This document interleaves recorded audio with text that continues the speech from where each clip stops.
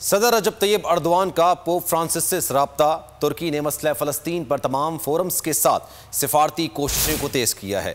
सदर रजब तैयब अर्दवान अक़वाम मुत्तहिदा की security council ने जिम्मेदारी का मुज़ाहरा नहीं किया है, तुर्क सदर का ये कहना है।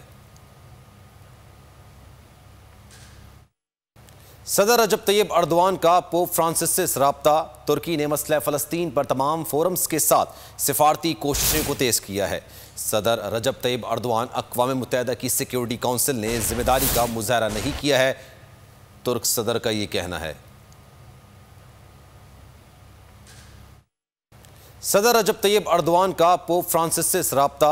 तुर्की ने मसला फ़लस्तीन पर तमाम फोरम्स के साथ सिफारती कोशिशों को तेज़ किया है।